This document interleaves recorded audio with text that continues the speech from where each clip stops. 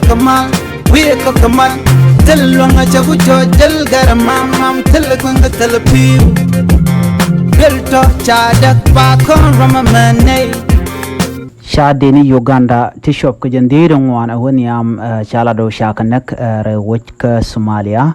ka gwas ma chaka perika ka atake ci korshe ben ka denin chalke jidwa chalke al-Shabaab militia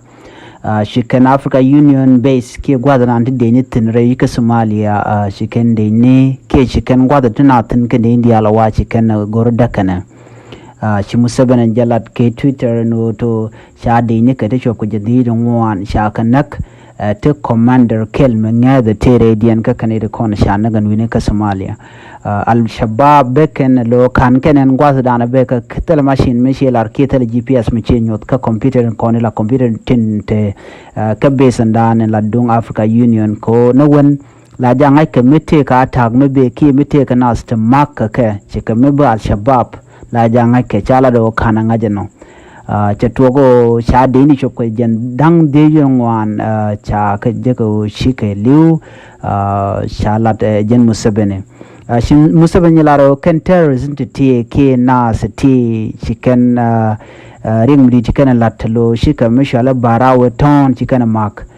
dungo shu deida chunyenga ka shu ka joj nama chala kwerwech Uganda numu 7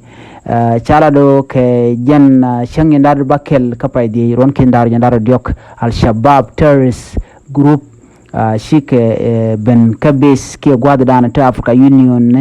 mission gwada dana di ni ken di artikatin en winika Somalia washu kan shubana take shiga natiken ke shikan ka benektin shukan da ni Uganda ta shopka jandang da yirin wana to wani am washu kan kanak ka shukan military ke kwak ko di al content wini washu kan ka yarba shala da kwar Uganda shi kwar Uganda she da ni Uganda UPDF company she ka liakalong kamen diri kana nyot ko shi ka korm dini jan shi kana ter shala do en deje dana tere wiki Somalia ka kui ko ganga nas wini deje la deje Africa Union wa kan gani da bombom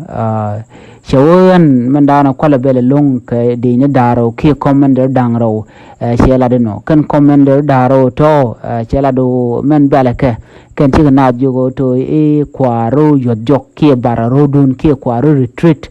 ci musaben wo na mo jarre kan danan shi kanalat shela do ramkel mishal major uluka kan ramkel mishal major obo shawo kan diniti ba ka yigiyen ko kan shi kan dori kan latike dini jogo to channel dan bar ka dini tin kola di Uganda kan sha ngi long shikar de ban bar dum no ko sha jone kon la commander kin de widian la major uluka kan major obo shawakin da to ba kan nan commercial ka kon marshal la dine la ka yan gaten shala da wan al-Shabaab militia waken shop ka kudang badak ka kwan ke pegdien shuban ka dwa ka mai dit tungwan te na kana ka ke ja kana ska ja dwalan wini chala no jan gwada dana shi deni UPDF shaka naktin deni jandang de judun wan na mo mishi musaben jalat lajen chala den point and commander in chief dan la dung Uganda shawe rega me reg mishi to and wini kuide shika Uganda men gang kemelet ku Africa Union na me chala do jere ga dana ci to chala do shirega me chapena ko konje Uganda ngoda ba en rega ci to gwine o ba je nyokor yalla ka ba ka kuiko mandanan yir kemen no rega me o en bendian ke men chal ke technology intelligence ken detect ken ngaje o te ka korme ben wini chure ga mo chu tok ajen medit ko to ba de ni chop ka jandang di chwida ngwan ba kan na ko ken de ni ko ken to kwai ke en wini shala da musabene o en UPDF de ni ken chop ka jandang de ngwan chi ke test list ke ken rega mo jena ka commander ken